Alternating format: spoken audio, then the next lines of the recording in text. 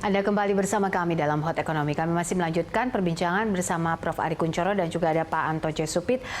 Saya ke Prof. Ari. Kalau kita lihat dampak COVID-19 ini pada penduduk usia kerja, tadi seperti data yang disampaikan, ada sekitar 29,12 juta orang atau sekitar 14,28%. Nah, yang menarik adalah ada yang sementara tidak bekerja, 1,77 juta, ini orang yang tidak bekerja, ada juga pengurangan jam kerja, bukan angkatan kerja, dan penganggurannya sekitar 2,56 juta orang begitu.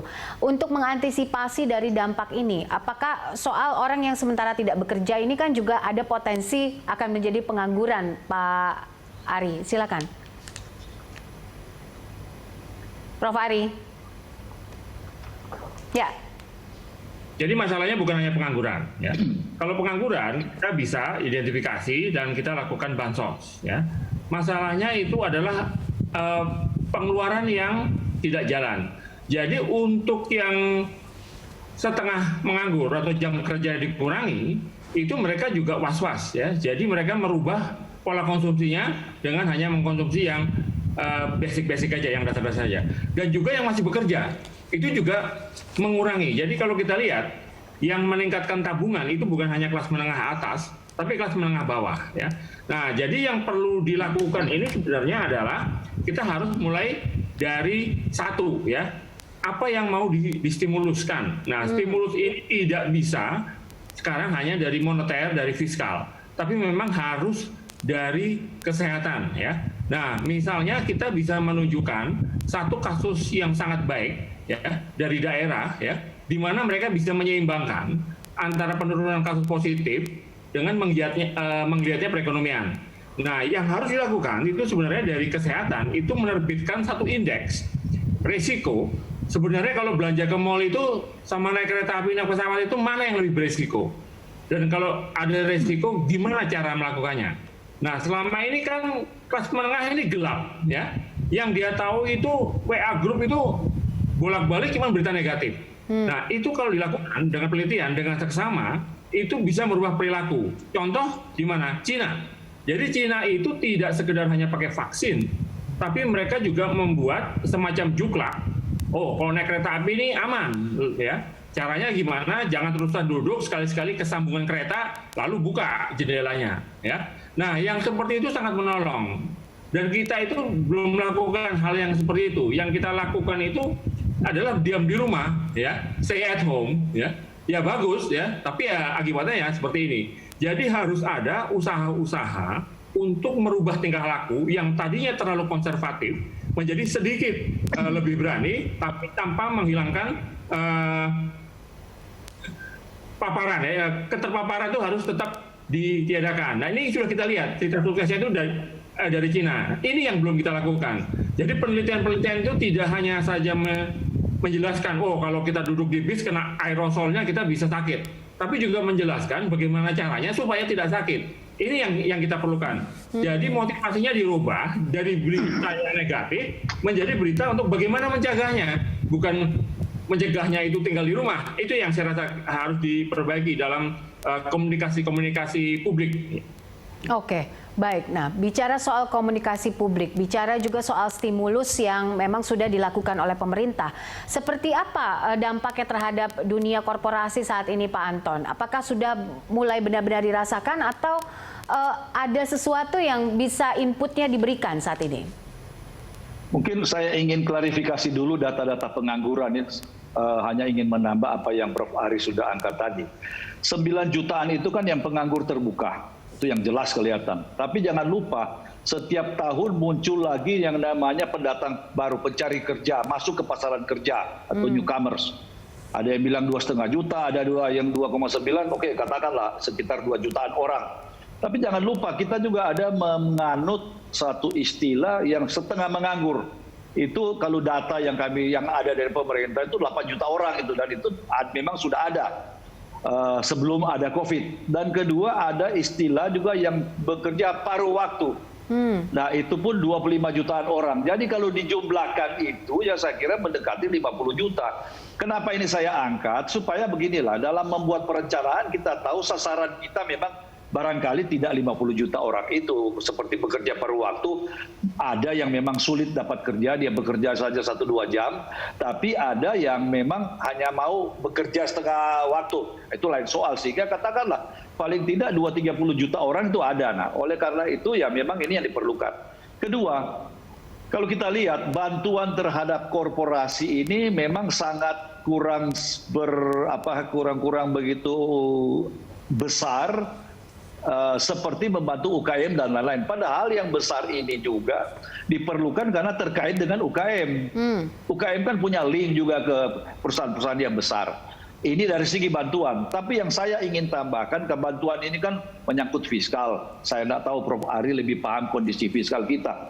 Tapi yang saya ingin katakan, dalam kondisi seperti ini Prof. Ari, bayangkan saja ada kementerian-kementerian yang bikin kebijakan, bukannya membantu malah kontraproduktif untuk pengusaha.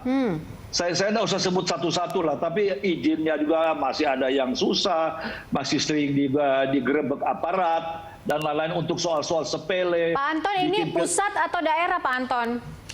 Ya, ini di daerah. Jadi begini, maksud saya kebijakan pusat dari Presiden ini sudah sangat jelas. Artinya mau mengatasi ekonomi ini yang harus betul-betul bergerak. Tapi begitu di tataran pelaksanaan provinsi dan kabupaten, ya kita mengalami hal-hal seperti itu. Repotnya kita, kalau sudah mengalami begitu, kita tidak tahu mau mengadu kemana ini. Ya akhirnya di-solve sendiri-sendiri. Jadi ini sesuatu memang ironis buat kita. Di satu pihak ya seperti tadi lah. Di dalam kondisi seperti kita mesti memerangi pandemi, tapi kok PCR testnya mahal, rapid test juga mahal, dan saya tidak tahu vaksinnya nanti. Saya mendukung dikatakan Prof. Ari tadi, itu sudah menjadi public good. Ini menyangkut kesehatan massal. Jadi harus dikontrol pemerintah. Ya kalau perlu tahu belinya berapa, jualnya berapa, tentu dia harus untung. Tetapi jangan lantas malah karena saking mahal orang tidak bisa ikut. Jadi belum yang dikatakan oleh Prof. Ari tadi, sosialisasi. Nah oleh karena itu saya kira, saya tidak tahu kondisi bagaimana, tapi yang perlu kita banyak munculkan itu adalah ahli-ahli pandemi yang suruh bicara. Jangan kita hanya muncul baca statistik. Yang terpositif berapa, yang meninggal berapa, yang sembuh berapa, semacam itu. Yang tertarik, ada teman yang mengikuti terus setiap kali waktu China, saat dia kena outbreak-nya sedang hebat di China, itu ada satu profesor yang setiap malam menjelaskan. Ternyata di sana bukan cuma dia itu paling pintar bahasa Inggris. Tapi mereka ada tim yang mencari, memberikan juga ya sosialisasi seperti di Prof. Ari bilang tadi. Jadi kita jangan cuma disodorkan statistik, itu penting, tetapi harus juga bersikap itu bagaimana. Nah ini tentunya bukan harus PR, tapi ahli-ahli pandemi yang saya kira di UI banyak juga Prof. Ari, yang ini mesti perlu dimanfaatkan. Saya kira itulah Mbak. Oke, baik. Saya ingin ke Prof. Ari. Ini kalau kita lihat data kan memang SMK ini banyak sekali tingkat pengangguran terbuka, paling banyak itu di SMA, 13,55%, Prof. Ini kenapa? Kenapa SMK paling banyak? Apakah memang tidak bisa terserap oleh industri, capability-nya, atau apa yang harus dibenahi? Jadi kalau kita lihat ya, SMK itu kan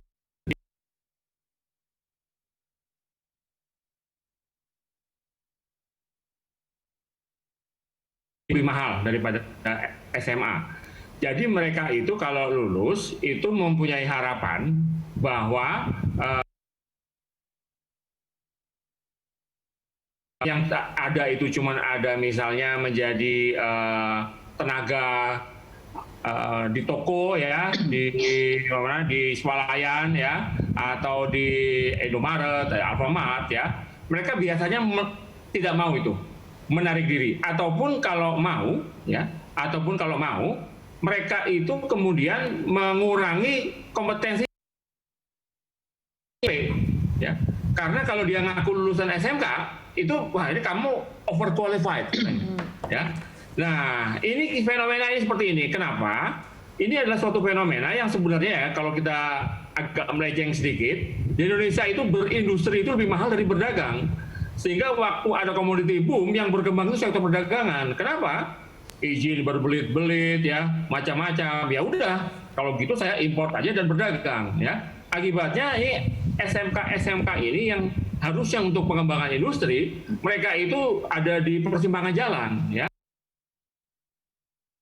Kemudian berwira swasta, tapi kan kebanyakan ya terpaksa harus ke lapangan kerja. Jadi kalau kita tanya, ya mereka sebenarnya mau kerja, tapi dengan kemampuan yang mereka punyai, ya, tidak asal bekerja. Itu yang disebut sebagai reservation wages, ya. Dan ada memang industri yang mempekerjakan para SMK, tapi jumlahnya masih kecil. Ya, jadi ini yang disebut sebagai link and match, ya. Jadi kita memang harus mempersiapkan demand dari SMK ini, jangan hanya sisi supply-nya saja. Dan sisi demand-nya ini yang selama ini kita agak teledor, ya, karena berindustri mahal, ya. Jadi tidak jadi pengembangan industri, tapi yang berkembang itu adalah sektor perdagangan, hotel dan restoran. Gitu, Mbak.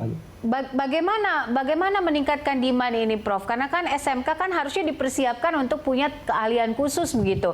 Apa yang bisa kita serap atau benchmark apa yang bisa kita serap dari negara-negara yang cukup berkembang juga dan indeks daya saingnya lebih tinggi daripada kita? Ya, dia mempunyai opsi untuk membuat linkage kaitan dengan UMKM, misalnya untuk murdan baut atau untuk spare part, bukan yang presisi, itu bisa UMKM. Tapi permasalahannya adalah UMKM-nya itu memerlukan izin macam-macam sehingga tidak terbentuk. Sehingga akhirnya ini perusahaan otomotif ini ya udah kalau gitu saya import aja dari Jepang atau dari Thailand. Padahal SMK-nya sudah ada, ya. Jadi kalau kita tidak mengembangkan yang namanya linkage, ya, rantai pasokan mulai dari perusahaan otomotif sampai ke auto part, ya, sampai kemudian ke SMK, ini yang terjadi. Jadi demand-nya itu harus diciptakan dengan membuat linkage. Kita tidak membuatnya, misalnya kita hanya menciptakan demand untuk SMK tertentu, misalnya untuk ngelas, tapi ngelas tidak untuk apa? Karena dia bisa disebut sebagai intermediate skill, ya. Dia harus memproduksi yang tidak dipakai untuk pasar akhir, ya, produk akhir, tapi untuk produk perusahaan yang akan menghasilkan produk yang nantinya akan menjadi konsumsi masyarakat, ya, mobil seperti itu. Ini yang sementara ini kurang mengerti. Ya berarti SMK kita ya mau tidak mau terpaksa bekerja di perusahaan-perusahaan di toko-toko yang jasa perdagangan segala macam. Ini sebenarnya suatu pemborosan dari investasi modal manusia. Oke, baik. Nanti kita akan lanjutkan lagi perbincangan kita bersama dua narasumber saya. Usai jeda, pemirsa tetaplah bersama kami dalam Hot Economy.